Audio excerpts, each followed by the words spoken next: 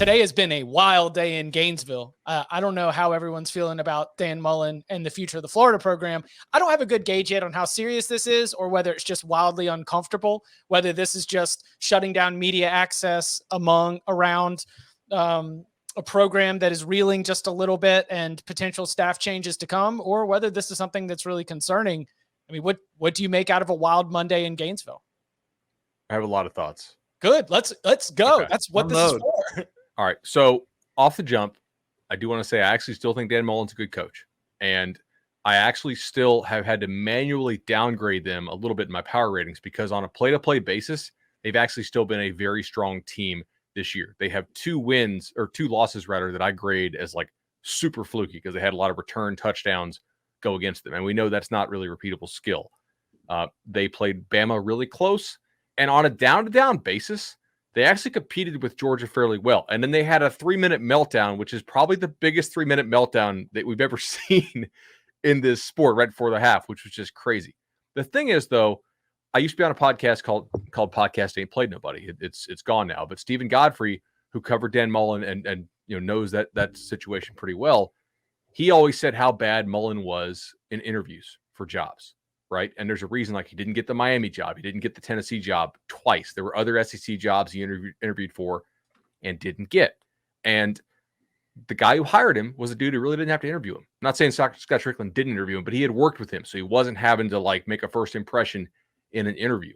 It doesn't shock me that Mullen repeatedly says stuff in press conferences that is seen as awkward or very easily misinterpreted, as he was today when he said, I'll talk about recruiting when it's time for recruiting. Now, what he meant was, like, we're in the season right now. I want to talk about the season, how it's being interpreted as I'm not recruiting right now, which is exactly the criticism that a lot of Florida fans levy at him. Now, that's not it's incorrect to say that Florida does not recruit.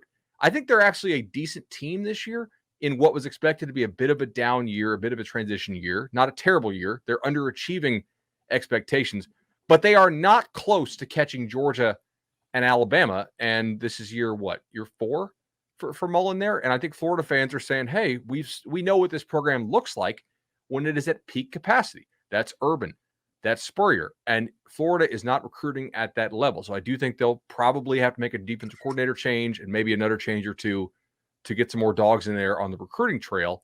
But man, they cancel our media availability. It's not great when you have to protect your head coach from himself from saying stupid stuff. Yeah. What do you say to, because you say they're not close to catching Georgia or Bama. They beat Georgia last year, gave Alabama maybe their best test of the year. And this year almost beat Alabama. And I still feel like I was on the right side, plus 14.5, whatever our number was that it closed at, because I will refuse to give into that one. But I didn't think it was that glaring of a talent gap. Is it that bad on the recruiting trail? I mean, the roster makeups. So they're just not like Florida State and Miami. If you're Florida, you're coming off 2 BCS bowls in a row. You should be kicking their ass, and you are just not. Mike Norvell is beating Dan Mullen on the recruiting trail right now. Norvell's like 7-14 in Tallahassee. That should not happen. That's a staff issue and a recruiting mentality issue. You talk to guys who work for like a Mario Cristobal or for Saban. Those dudes, they live, eat, breathe, sleep recruiting. They find a way to bring up recruiting in every single meeting. I don't get the feeling that Mullen is that type of guy. I don't think he cares about recruiting to that level. And in college, you are responsible for the talent you bring in. That's why I made the argument over the summer that Florida fans would much rather have Kirby Smart. And they went nuts on me for it. And now I bet you they all agree with me. So how about that, guys? But I mean, I do still think his scheming is great. But if you're going to not be a great recruiter, you better be a really, really good play caller. And you cannot commit 15 penalties in a game. And yeah, man, they're not happy with him down there in Gainesville right now.